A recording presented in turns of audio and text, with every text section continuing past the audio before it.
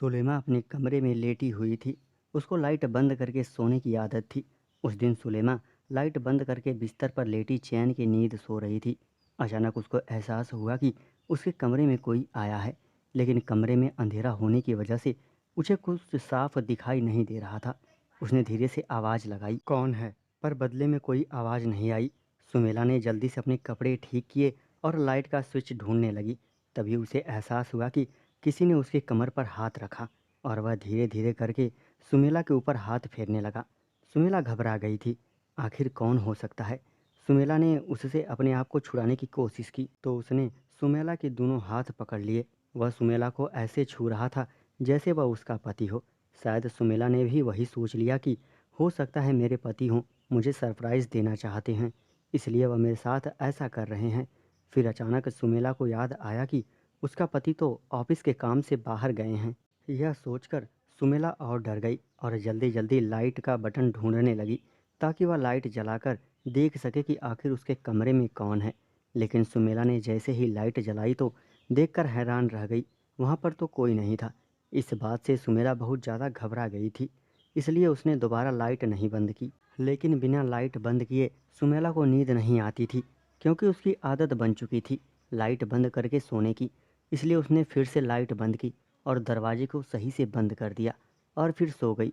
अब सुमेला को डर की वजह से नींद नहीं आ रही थी। उसको अपने पति की बहुत याद आने लगी थी।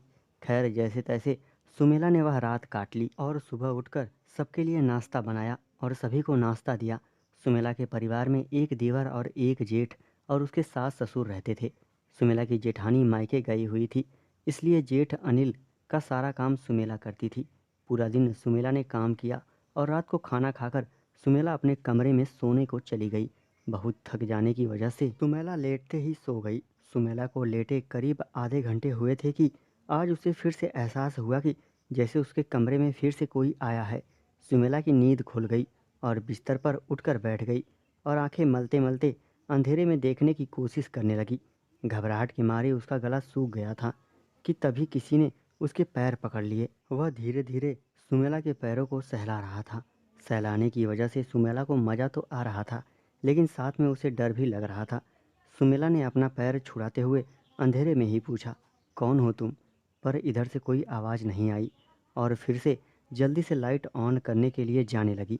तभी उस आदमी ने उसे अपनी बाहों में भर लिया और मुझे वापस बिस्तर पर बैठा दिया और धीरे धीरे वह ऐसी हरकत कर रहा था जिससे मुझे अपने पति की याद आ रही थी और एक तरफ मुझे डर भी लग रहा था। पता नहीं कौन मेरे साथ यह सब कुछ कर रहा है। सुमेला अपने आप को छुड़ाने के लिए हाथ पैर चलाने लगी। आवाज़ लगाकर घर वालों को बुलाना चाहा, पर उसने मेरे मुंह पर हाथ लगा दिया। उसके बाद मैंने उसे जोर का धक्का दिया और खड़ी होकर लाइट ऑन कर दी। जैसे ही सुमेला ने उस आदमी को देखा तो उसके पैरों तले से ज़मीन खिसक गई, क्योंकि उसके सामने उसके जेठ खड़े थे। मैंने जेठ से कहा, तुमको शर्म नहीं आती? मैं तुम्हारे भाई की बीवी हूँ और जेठ तो भाई के समान होते हैं। सुमेला की बात सुनकर अनिल सुमेला के करीब आने लगा और कहा, तुम्हें तो पता है मेरी बीवी मायके गई हुई है, इसलिए मैं अकेला हो गया हूँ। देखो ना मुझे कितनी तड़प है, और तुम भी तो अकेली हो, इस चारदीवारी के अंदर हो। जो होगा किसी को पता नहीं चलेगा। ऐसी बातें सुनकर सुमीला को और भी गुस्सा आ गया और जेठ को कमरे से बाहर निकाल दिया।